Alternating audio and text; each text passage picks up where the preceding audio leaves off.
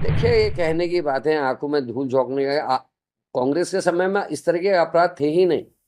आप हमने तो कांग्रेस के समय की अगर बात करें, हमने तो अपने केंद्र के मंत्रिमंडल के साथियों को जब हमने सूचना का अधिकार दिया, उसमें जिन लोगों के नाम आए हमने उनको जेल में डाला। हमारी अपनी पार्टी के बड़े नेताओं को जेल में डाला, हमारे जो सहयोगी दल थे उनके मंत्रियों को हमने जेल में डाला। तो बीजेपी का ये कहना गलत है। इनके तो बंगारू लक्ष्मण से लेके जो शुरुआत हुई थी उसमें अभी तक कहीं कोई कार्रवाई नहीं हुई। और बीजेपी को बेशर्मी की हद हो गई।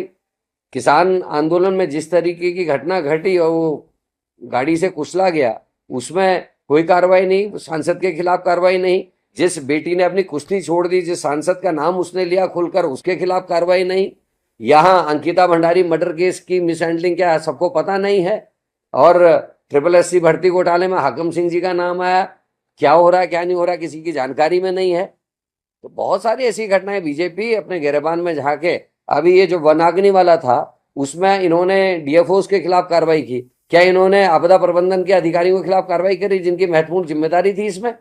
तो ये सब कुछ गड़बड़ चल रहा है। और मैं कह रहा हूं, दो तीन अधिकारी ऐसे हैं जिन्होंने यहाँ ग्रुप बना रखा, जो लोकल के हमारे अधिकारी, उत्तराखंड के रहने वाले कैडर के या हमारे उत्तर प्रदेश आसपास के रहने वाले जो अधिकारी हैं, उनको दरकिनार किया जा रहा है। प्रमोटी अफसरों को महत्वपूर्ण पद दिए जा रहे हैं, चाहे वो कप्तान के हों चाहे वो दूसरे किस्म के हों, उनको दिए जा रहे हैं। जो वाकई में काबिल लोग हैं उनको किनारे बैठाया गया है। और दो ऐसे अधिकारी इस राज्य में काम कर रहे हैं जिनकी सह इन सभी अपराधियों को, और उन्हीं के कहने पर सरकार के महत्वपूर्ण पदों में उनके चेले चपाटे जो अधिकारी हैं उनको बैठाया जा रहा है। और आने वाले समय में इन सब चीज का हिसाब किताब कांग्रेस करेगी। हम सबके, चाहे वो हरिद्वार में किए गए कुकृत्य हैं, उनके कागजात हमारे पास आ रहे हैं, बाकी कागजात भी हैं। हम छोड़ने वाले किसी को नहीं है, भले ही हम विपक्ष में हैं, लेकिन सत्ताएं आती हैं और जाती हैं। अधिकारियों को अपनी हद में रहना चाहिए, ये मैं चाहता हूं। और अगर इलाहाबाद या इस बात पर अगर कहीं पदोन्नति या